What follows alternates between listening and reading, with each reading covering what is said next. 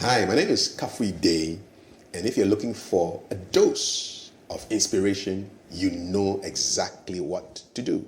Keep watching Springboard, the virtual university. Hello and welcome to Springboard, the virtual university. My name is Albert Ocran, welcoming you on behalf of Team Springboard, ably led by Comfort. This is your most inspirational show and the point of convergence for the greatest minds. Springboard is brought to you by the Springboard Roadshow Foundation in partnership with the Multimedia Group and proudly sponsored by MTN Pulse, UMB Bank, the Enterprise Group, with support from the graphic business. And that means that on Tuesday, the full transcript of today's interview will be on page 18 of the graphic business.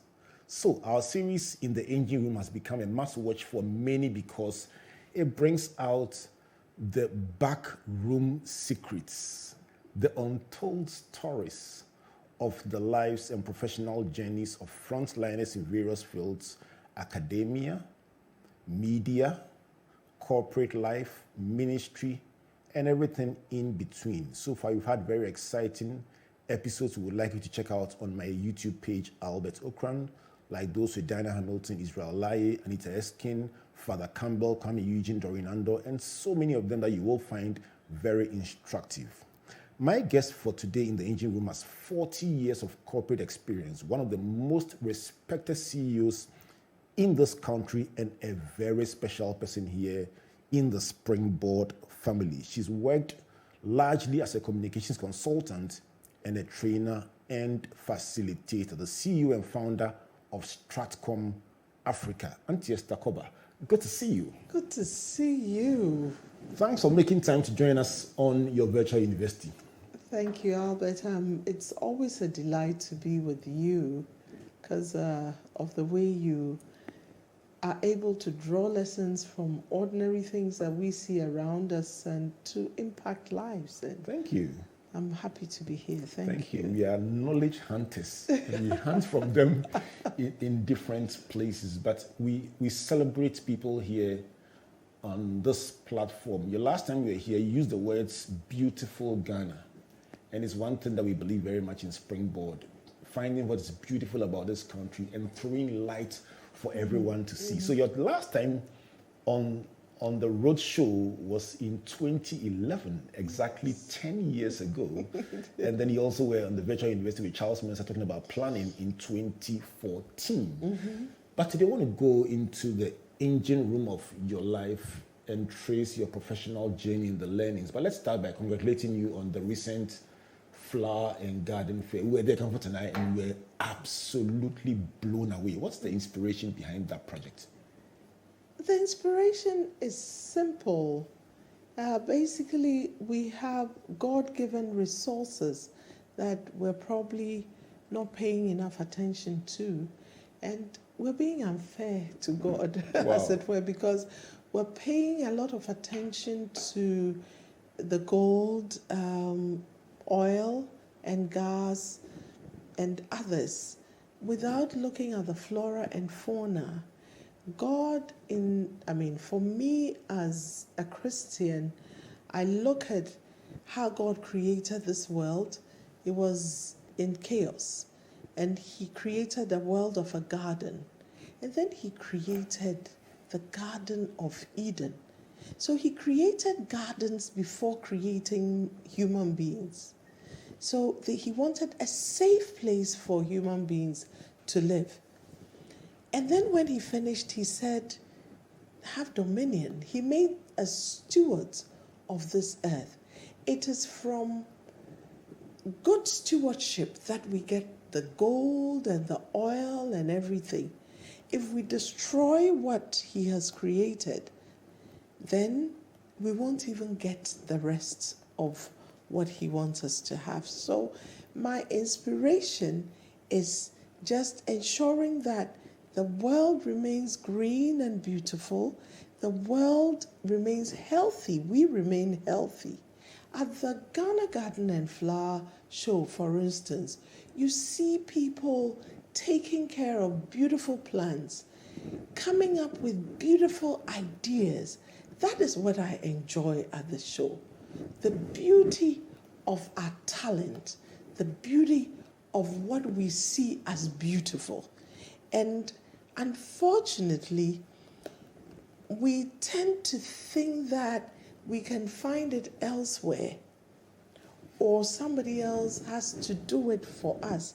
When we started the show, a lot of people said, but gardens and flowers are for rich people, people who live in certain communities.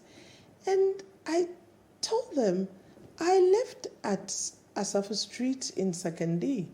I went to Commander Local Authority Primary. I went to Mofratro, where we did gardens. That no one said that it was for some other people. It's for all of us.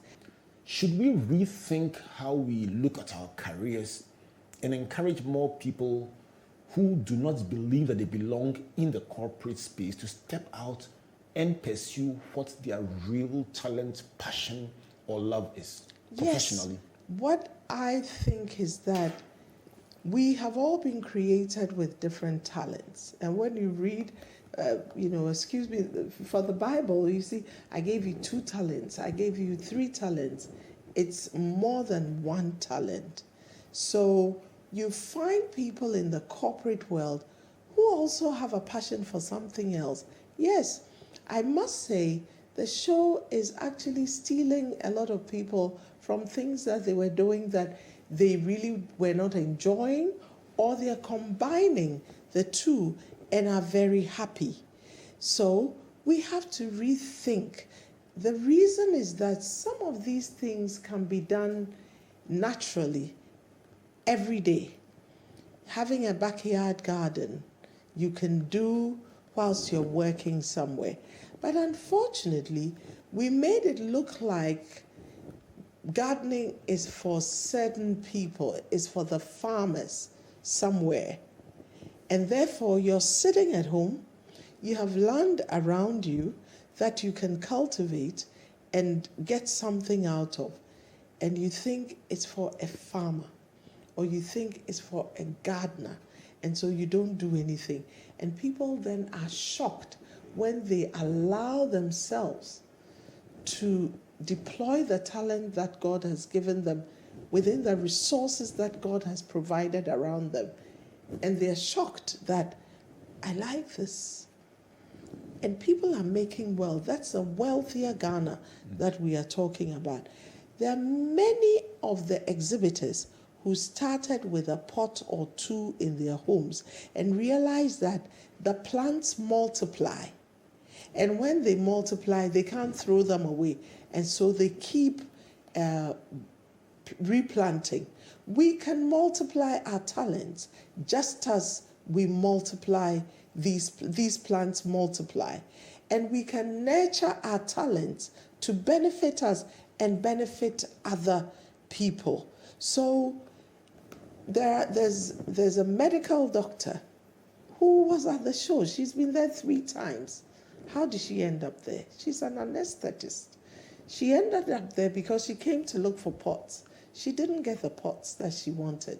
So she went and decided, I'm not going to import the pots. I'm going to make them myself? I'm going to make them myself. So she researched. And each time she talked to her, she says, Auntie Esther, I'm not ready. I'm looking for something that will hold the thing together. I haven't got it yet. Eventually she's making the most amazing pot. I think I saw that particular study. Yes. Yeah. Crete and Co. And the pots are such that I actually said to them, Spriya, you don't even have to put flowers, plants in these pots. I think I saw it. I saw it. Beautiful. Another person from a bank that was just, she was a banker. Now she's quit the job. And you met a number of them. I went to Kenya, and we had somebody from Kenya come, and she said, our flower show was initiated and it's backed by banks.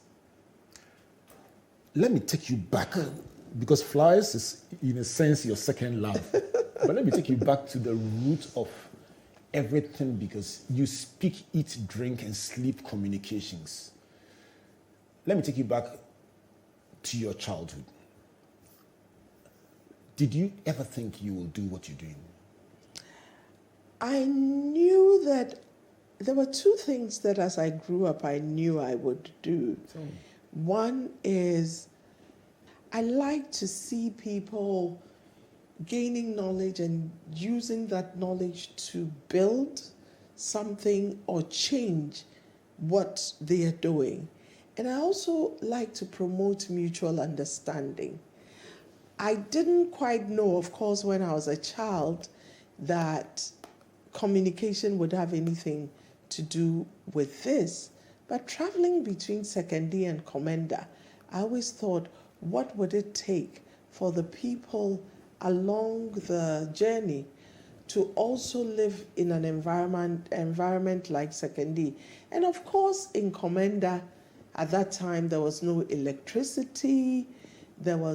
We fetched water from our underground pond, spring called Poo, and from a well. Yes, I know.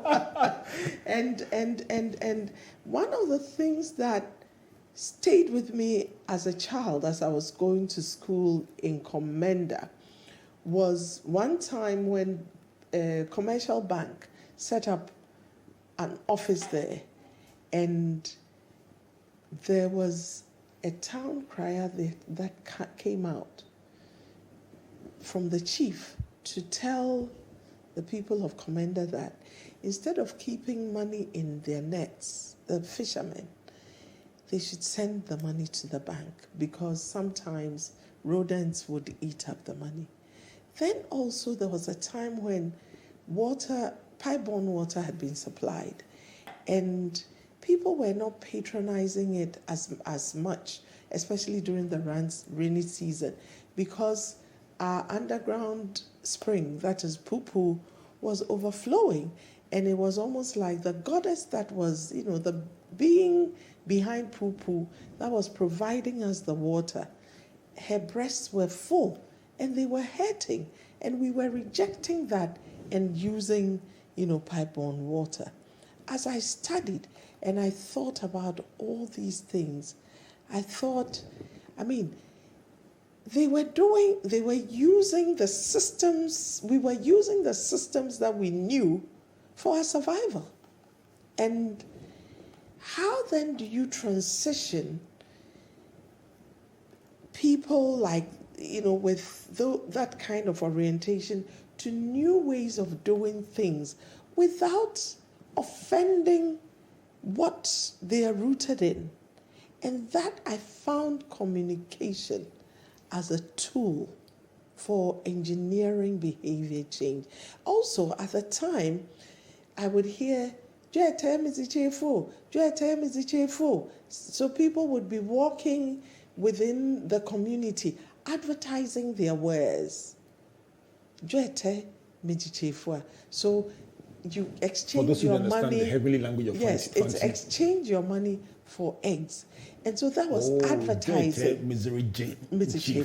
Okay. Yes. So you speak Fanti very well. Because in growing up, we were made to speak Fanti. We're not even allowed to say mommy and daddy. We had to say ma, me na papa, ma na pa. So looking at advertising in that, small space. So I said, how do you get people to patronize? So over time, my mission, my passion has been, how do you use communication as a tool for human development? Communication is a necessity for national development, for corporate profitability, and indeed for individual enhancement, livelihood enhancement.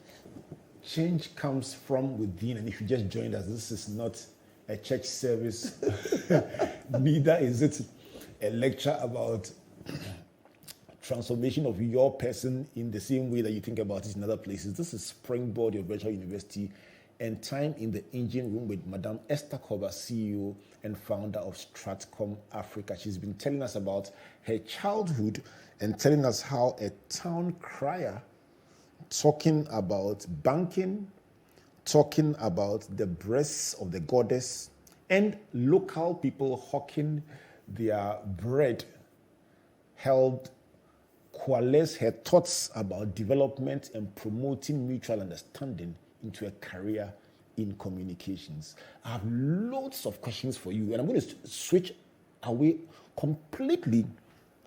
You mentioned places like Salt Pond, you mentioned Ekwasi the last time you were here, you mentioned Ekitechi Commander, and then you've just, yes, and you mentioned Mofretrum. Let me ask you a question, Madam Esther. So, something Mr. Jansen said on this show years ago, and then if I'm not wrong, what's his name? GSMF, Alex Bamfo. Both of them mentioned that they went to Saito. Yes. And yet, they speak impeccable Queen's English and they rose to the very top of the corporate field. Auntie Esther. Yes. Can somebody who goes to Saito today become another Esther Cobbah? I don't see why not.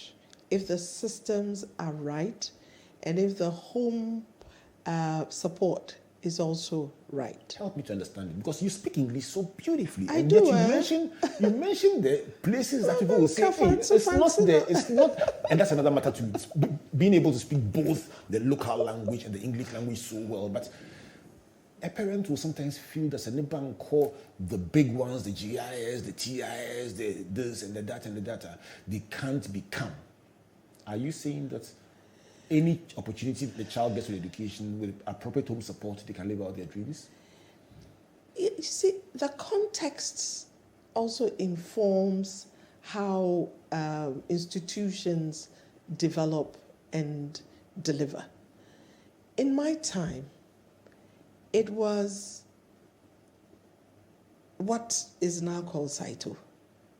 I mean, I went to Salt Pond Methodist School. In fact, I carried sand. We built the place ourselves. I was in class 1. They would give me a small pan. I went to Secondary Boundary Road, Ekwasi Methodist and Commander Ellie. And those were the schools that were available. We had no other. And our teachers taught us to I don't know, they taught us what we know now. And our parents knew that there was no other.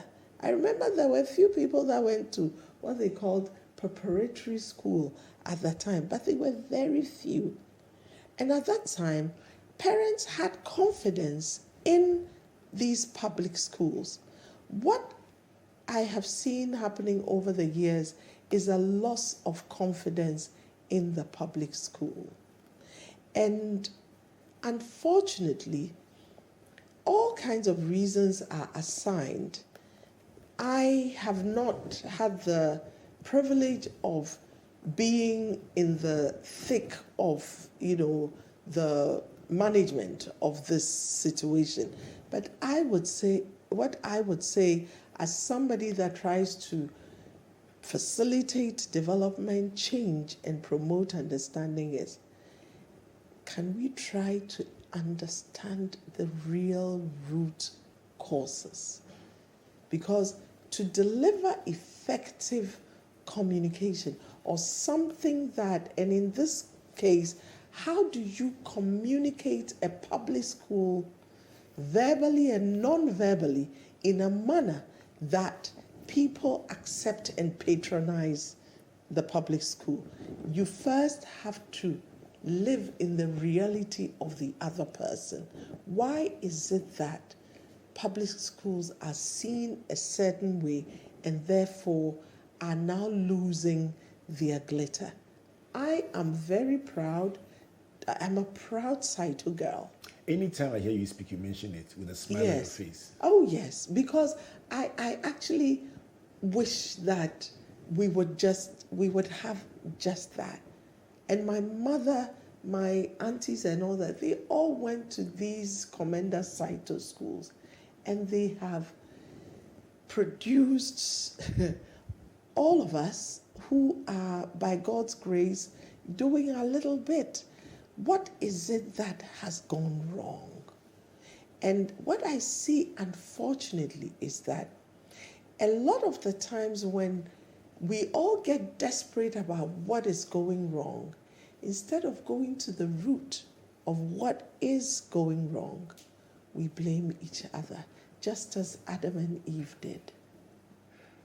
I'm going to go for a brief break. When I come back, I'm going to find out, as you traveled the corporate route, what are the biggest lessons you've gleaned, and how will these lessons guide us as we forge ahead into the future? It would seem that everything in your life is centered on communication and understanding. I'm going to find out from you when I come back, how critical is it to all our decision making? If you just joined us, this is Springboard of Virtual University with my guest today, Esther Cobbah, CEO of Stratcomm Africa, helping us to understand the pillars, the lessons of her life. And there are so many of them, and we'll be gleaning some more as we come back from this break. Let me say a big thank you to MTN Pulse, the Enterprise Group, UMB Bank, the Multimedia Group, and the Graphic Business for bringing this to you. And to you out there for making a date with us every single week. Be writing down your own lessons, because we'll be debating which one is your favorite from Madame Esther Cobbah. Please don't go away. Don't be left out. Download the Pulse app from the App Store or Play Store to mash up all day, every day. You can also enjoy more mashup. Just buy the new Mega Bundle and get 3 gigabytes data, extra 400 megabytes for your social apps, and free MTN to MTN calls every Monday. So go ahead, feel the pulse on MTN Pulse. Just be. We're good together. Everywhere you go.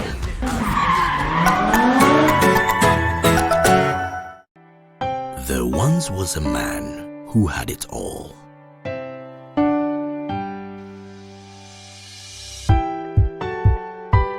He had skill, he had charisma.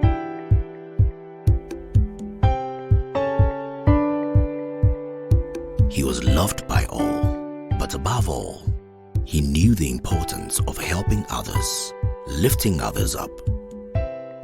He knew the importance of giving other people an advantage so that they too would use that advantage to help others. All you need is that advantage that sets you apart from the rest.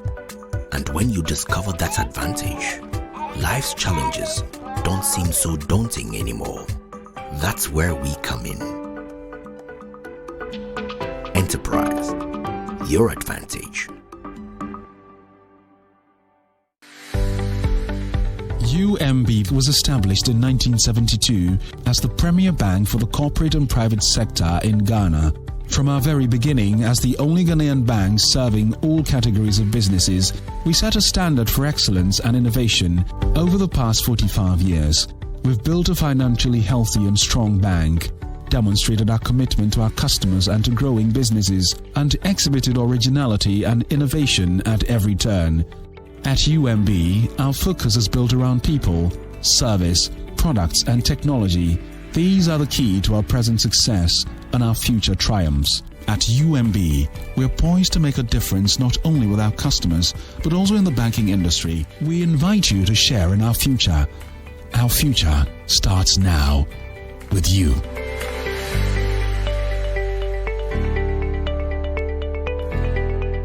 Hi, this is Reverend Ekua, Springboard, your virtual university.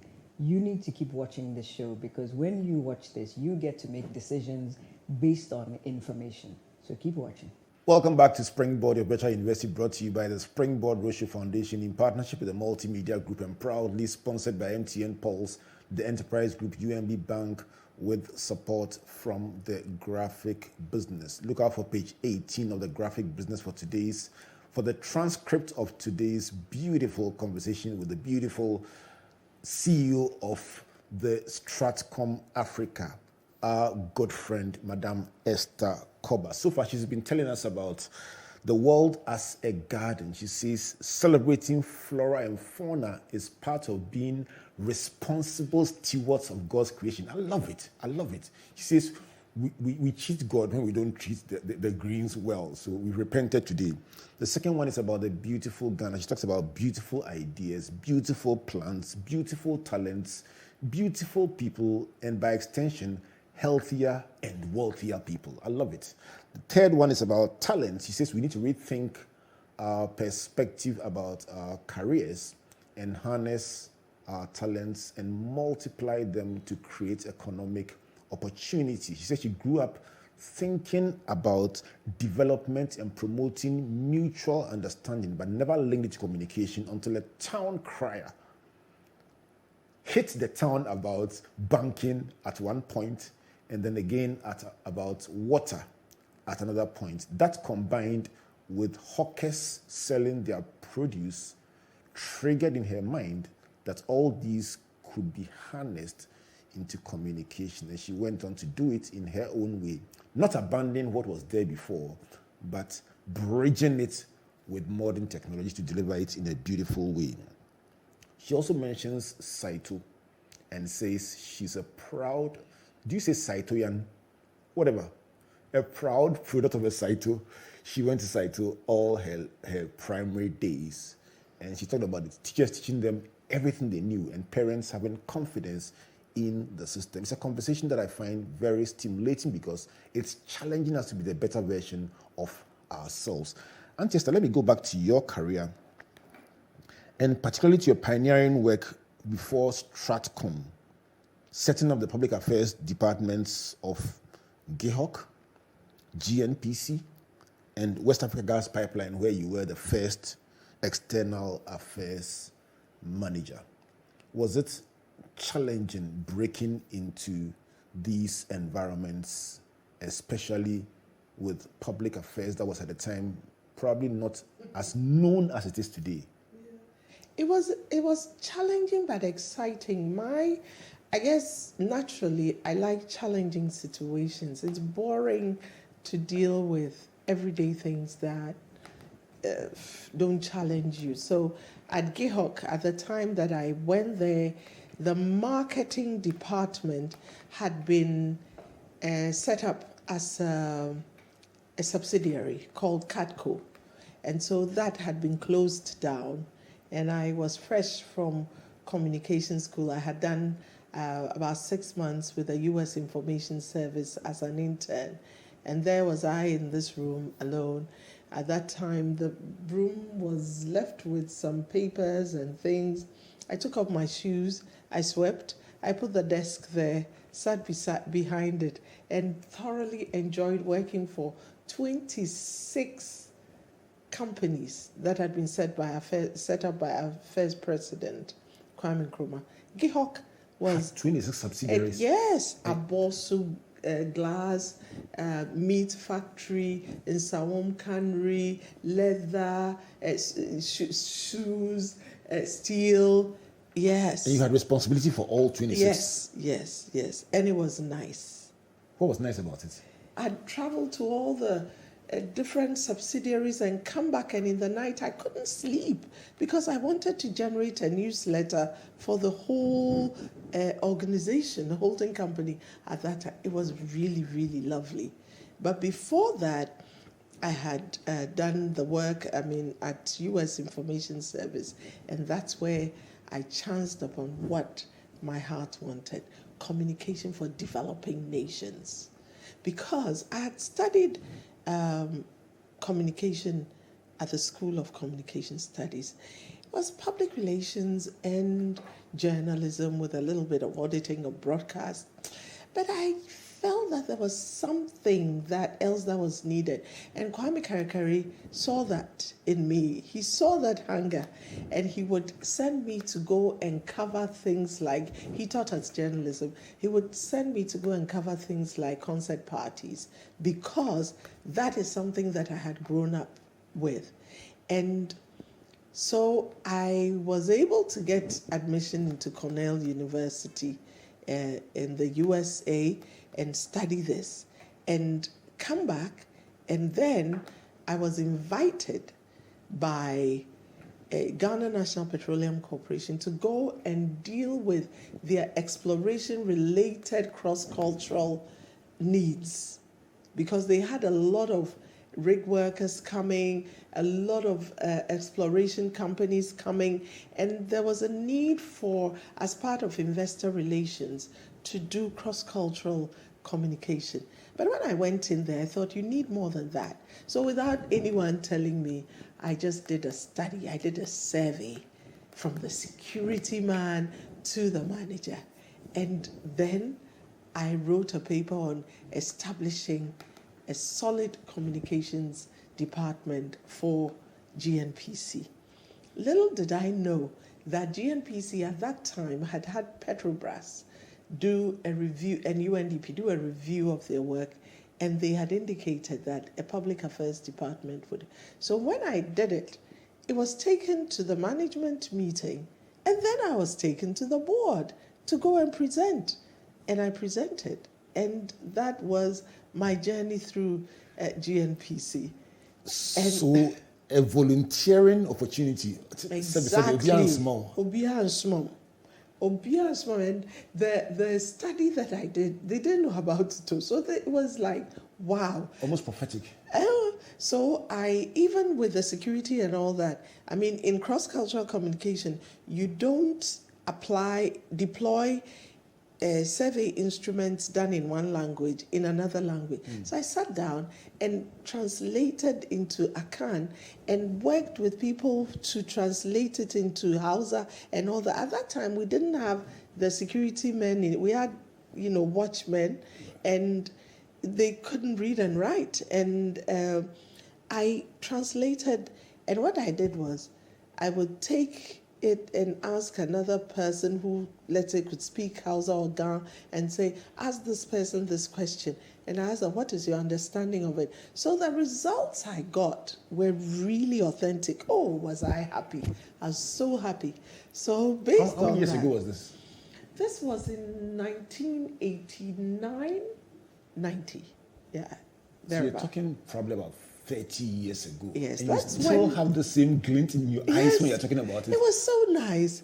And that was when GNPC was at Osu in the old Black Star Line building. Right. And we had a little outlet at PFI on it was called PFI because a company called PFI had been operating from there. It was nice because I had data.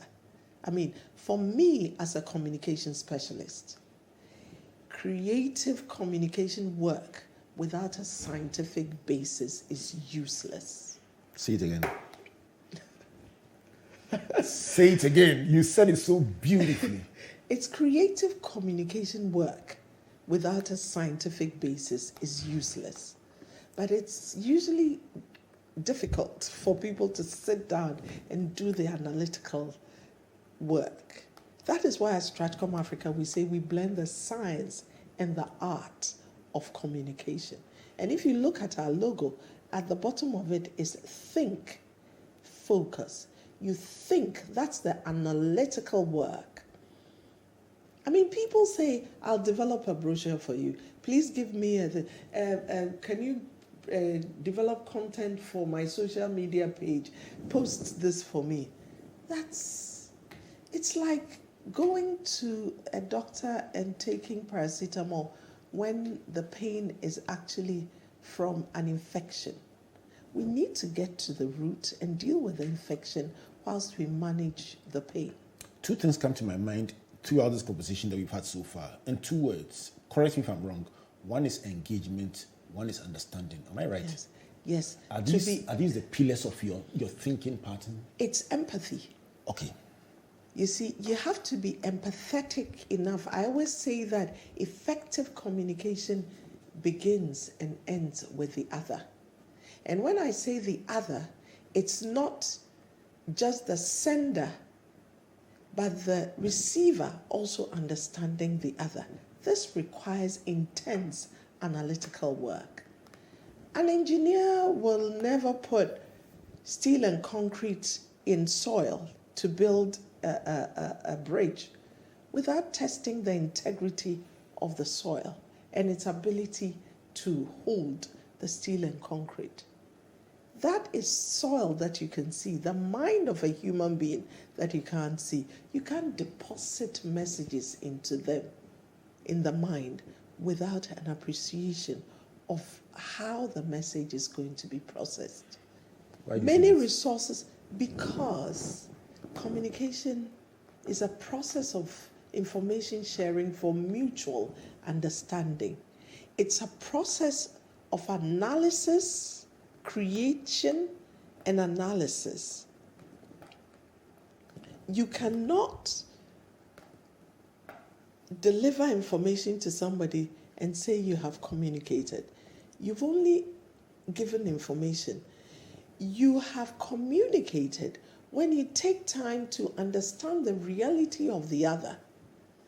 And that's where empathy comes in. And that's what empathy comes in. And engagement comes in. Engagement comes in. So you engage not only with the mouth, the spoken, you engage with the mind.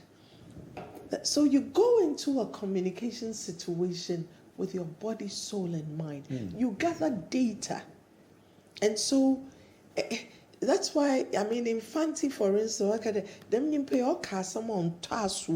it means that you can't even deal with the information that does it, because it is not based on the reality of the other. So what happens, for instance, is a lot of development work, a lot of development resources, and it's really painful, are poured into communities. And we come back and say they are illiterate, so they didn't accept the development idea. And I humbly say, you are so illiterate about their illiteracy that you did not communicate with them. You had no business being in their environment. Let me ask you a question about this often used story about a developmental effort that fell flat. I think it was water provision that went to a community and saw the women go to fetch water from a faraway well and assumed that solving the problem would mean putting a borehole in the community. They put a borehole there and no one patronized them. They wondered, are they not grateful? And found out that their walk to the well was a time for exchanging ideas, socializing, unpacking their stress. By cutting it short, you had apart disabled. from that, over the years, they have developed a certain relationship, maybe even sacred relationship with that water body, which you cannot cut off just like that. And you need to work with them to transition from that. You can't go and tell them, don't fetch that. And sometimes we tell some organizations will say, oh, we're going to operate in this community. They need a school. And then they keep coming back. And the organizations are, these people are demanding. Do they think we are the government? We shouldn't be. Because they haven't been involved in the decision. You haven't stepped into their reality, and you haven't had them step into your reality. I'm sure, and Esther, sorry to cut you, but there are community engagement people working in oil and gas, mining communities, listening to you right now, and they say, you don't understand our people. How does public relations work with these? How can public relations work with these units to engender the empathy you talk about, the engagement you talk about, and the understanding of the people that you talk about? By starting from internal. You see, the internal people, decision makers, the people who go into the field, have to be helped to have that empathy. You go to a lot of organizations, and one of the values they have is respect. And a lot of the time, it is imagined that the respect is limited to co-worker respect. But empathy means you respect the other person. Effective communication starts with effective listening. And you listen out of respect for the other. So if you're going to go and educate a community about a project you're doing, and you go and tell them about the project, and you don't draw from them what they think about the project, how do you ensure community consent? And sometimes it's superficial. So it starts with listening. Not because the companies want to do that, but unfortunately, for a number of companies, maybe they're dealing with the hardware, and therefore what they call the soft things, which I call the power stuff, because you can throw a dynamite into a rock to bring out your gold and your oil and other things. But you can't throw a dynamite into the mind of somebody. You will need to engage them and draw them out. And when you go to do a project where a farmer has his farm or a fisherman has to go and fish, you need to recognize that where your treasure is, there their treasure is also. So with a license from Accra, you can't come to my hometown and ask me to get off my heritage and give it to you. Which draws me to, and I remember a story you told exactly 10 and a half years ago on the roadshow in Sunyani. You were speaking about your professional journey and you were talking about the gathering of seismic data Salt pond. On the rigs, Yes. and the fishermen to doing their legitimate fishing and the battle for supremacy, as it were, for lack of a better word. Exactly. Each one feeling that the other was encroaching in their Exactly. space, and how you resolved it. Let me go back to that story for the benefit of those who haven't been part of this virtual university. And I won't play it back. Let me ask you the same question again. How did you resolve that conundrum between those who had their mining or their oil and the drilling licenses and were gathering their data on the seas, and the fishermen too who were gathering their fish on the seas? And understandably, the technical guys, the geologists, etc., they had timelines. I mean, these rigs are really expensive. The seismic vessels are really expensive. Downtime could mean $1 million, $500,000, and all that. And they thought, look, we are doing this for the good of all of us, and therefore get them out of the way. that's so the fisher folk. Yeah, get the fisher folk out of the way. Because if a net gets caught in the seismic apparatus, it could really be really expensive, and it could derail the whole process. So the idea was, get Navy boats, get them off. And I said, how can you do that? There's an easier way to do that. Go and have a chat with them. Tell them we're going to do the seismic thing for 5 days.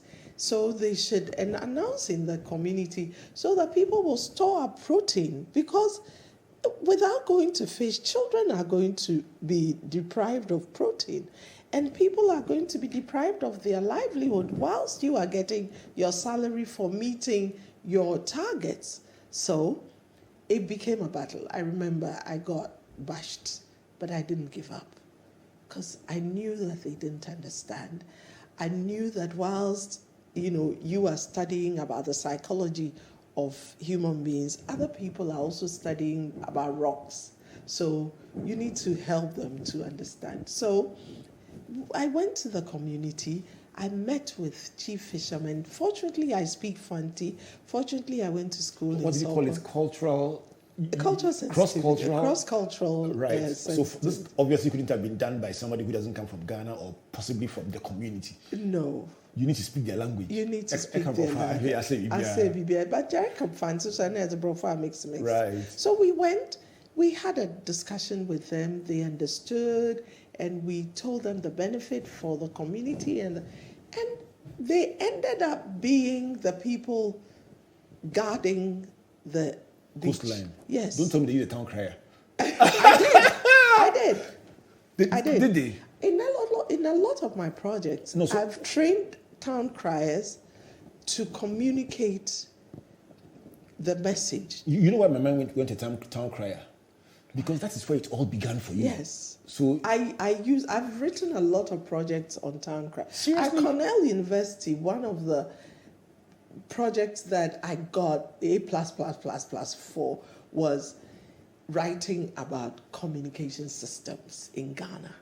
Should we change our approach, not just in dealing with stakeholders in places where we have a mining license or so and so on, but in the whole developmental value chain? Should we change our approach to communication of developmental projects and government activities? Should we change our approach? I've always said that there can never be good governance without effective communication. That will be my answer. Without effective communication, there is no good governance. So you think that you're doing everything your best, and you're voted out because you did not engage, you did not empathize. And it's not just about telling them, I'll do this for you and do that for you. They will listen, but you have to engage. You have to make contact.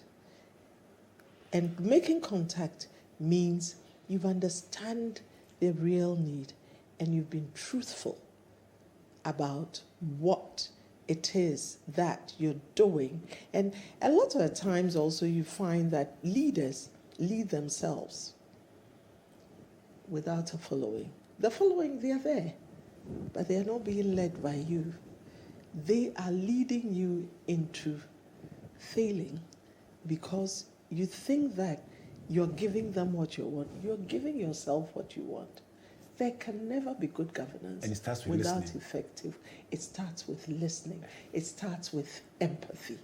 Because if you want somebody to follow you, you need to know what it takes for them to follow you.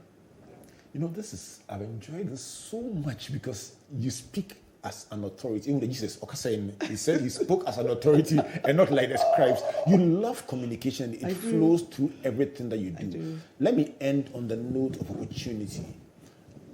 For many CEOs like you, one of the biggest challenges you will face is people throwing their CVs at you and people hustling your life and saying, I need a job. And how do we expand the frontiers of economic opportunity? How do we get many more people to live out their dreams, look after their families?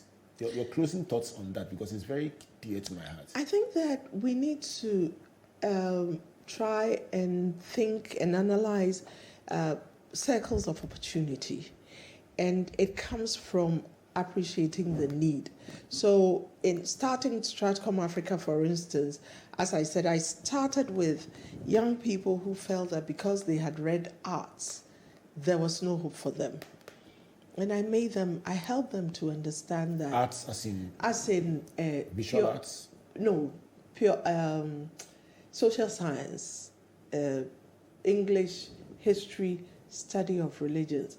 A lot of what I'm able to understand is because I studied African traditional religion. Oh. I did religions up to university. So I understand. You see, the core of people's beliefs and behaviors are informed by what their behaviors are informed by their beliefs. So these courses that you mentioned, those who say they limit the job opportunities of those who study them are wrong, in your opinion. How can you do a fufu machine when you don't understand the mentality of the person going to use the fufu machine? If you look around now, those who know liquefied petroleum gas, when it was decided to expand its use, I did a study across the length and breadth of this country and developed the three-legged orange stoves. I did it with a combination of mechanical engineers and social scientists. Is it Muchia Reborn? Yes, it's Muchia Reborn. Mm. So what I tried to do is to understand the needs out there. That word again. So in Stratcomm Africa itself, there were, some of the people who started, we had a whiteboard and we taught communication, and it grew and it grew. And for new people who came in, who had the professional degrees, we built on it. But when you take something like that, then I'm using communication as a tool to develop and facilitate change in behaviors in relation to sustainability and the realization of the UN Sustainable Development Goals. Mm. So, communication for green living and flowers. Through that, a lot of jobs have been created. I can't even begin to count. One of my favorite ones, we've talked about the ones that are doing these pots and things. One of my favorite ones is this gentleman who sells seedlings in Accra, but has farms in his hometown. And what we are doing, we've signed a 5-year MOU with a Dutch expert group that is going to be training flower growers in Ghana, teaching them the whole value chain. So I'm sitting at Asylum Down doing communication. However, through the use of communication as a tool for development, jobs are being created. So as a CEO of Stratcomm Africa, or I'm not only limiting, I may not be able to employ everybody, but I try to look at opportunities. That is why, for instance, I do a lot of training. I do leadership training. They're very good leaders who may be having a lot of challenges because they're not good communicators. So I do a lot of leadership training in leadership communication and evolving organizational cultures. A lot of us spend a lot of time at work, 8 to 5, sometimes more, and we're not happy because the culture there doesn't work for us. And I learned this from my own organization. So what I use my expertise in organizational communication and organizational development to do is to help evolve cultures. I'm doing one with an organization and thoroughly enjoying it because we're bringing out the factors that inform the organizational culture. And very often, the leaders feel that it's the staff. A culture is a co-creation, and leaders are custodians of culture. So if you say that my staff are not doing this one, a lot of us leaders do that. But over time, we have to recognize that it's a co-creation. We also have a responsibility. So through training, one is contributing to empowering leaders, empowering, staff to deliver more, and therefore multiplying the employment value chain. Right. Yeah. I am sure there will be a big debate on social media about which one is a favorite. I always tell myself this is it until I hear another one. I say no, this one too is my favorite. So I conclude by saying they are all my favorites. But let's go through them. The first one is the world as a garden, and our responsibility to celebrate the flora and the fauna as a God-given assignment. The second one is about the beautiful Ghana. You talked about beautiful ideas, beautiful people, beautiful plants, beautiful talents, and then a healthier and a wealthier people. Then the third one was about talents, rethinking our careers and exploring how to expand the frontiers of our talents. The fourth, you said growing up, you didn't think about communication. You thought about first development and then promoting mutual understanding, and you didn't link it to communication. The fifth was how the town crier and the local hawkers. That's one of my favorites, I must tell you. The sixth was about Saito. You talk about going to public school in your formative years and learning everything that you know from there. And I commented on the fact that you speak impeccable Queen's English and yet still speak Fanti so well. And today's parent will say, speak English all the way, and yet you are able to do both. The seventh was about PR pioneering. And you said you went to com school, learn journalism, but it was at USIS that you found where your heart really is, and that is communication for national development. And you pursued it and enjoyed the challenge of pioneering communications wherever you went. The eighth is about creative communication work without a scientific basis is useless. And it starts... No, but I love it. It starts with good data. That's what you said. Number 9 is about empathy. And those were where the two other points came in. Engagement, understanding. And you said effective communication begins and ends with the other person. And very often we disseminate information and assure ourselves that we are communicating when we are speaking to ourselves and not to the other party. Last one is about governance. You said there can't be good governance without effective communication. And you beautifully summed it up by saying that's how sometimes a leadership team or a government can assume that they are communicating and wonder why their work is not being appreciated or they get voted out. And you say we must rethink how we engage with people, how we understand them, and how we show empathy. And it starts with what? Listening. Oh, you do all. As the young pussy, you do all. Let's end on the note of your mother. We didn't talk about your faith, but it shines through everything you say. But let's end on the note of your mother. The last time you were here, you talked about your mother.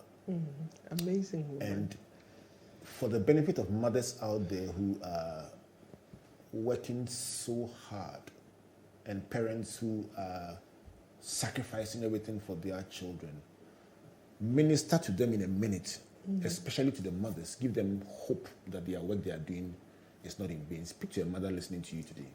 Your work is not in vain, mother. I had my mother for only 11 years. She died when I was 11. But I can assure you that she invested so much in me.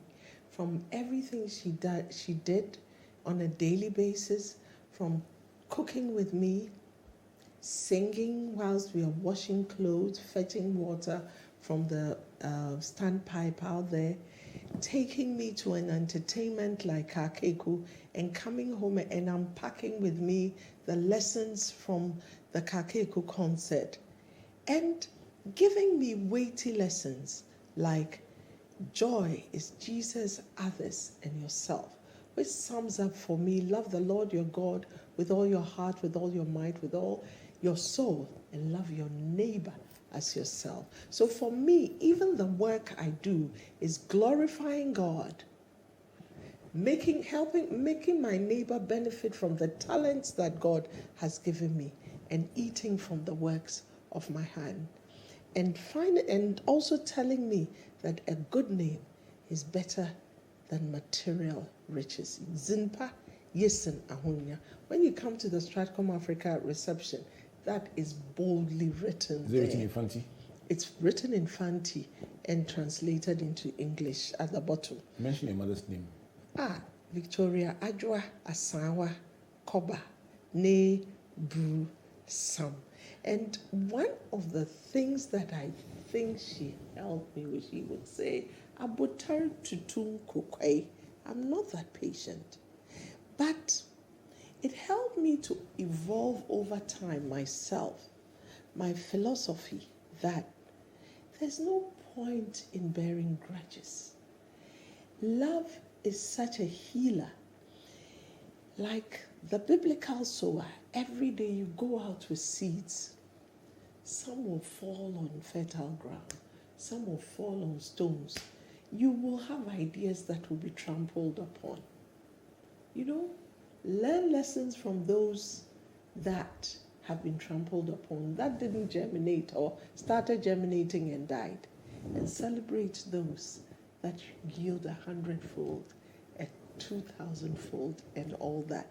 So all these I grew up with because my mother sowed in me and nurtured me to hopefully bloom to the glory of God and to the benefit of others. In Jesus' name. Amen. Amen. 11 years of investment of Auntie Victoria has brought the fruit that we celebrate today. My guest for today in the AG room has been the beautiful Auntie Esther Cobbah. She's just made my day in the past hour. I love communication. You know that, so I've just enjoyed just being with her and listening to her unpack her 3 pillars: empathy, engagement, and understanding. Let's have this beautiful conversation on social media about which of these lessons spoke to your situation the most, and what are you carrying away to make you an even better person as a result of this conversation.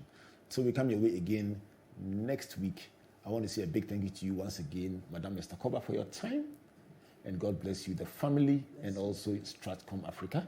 May God continue to watch over you and expand the frontiers of your influence in Jesus' name. Amen.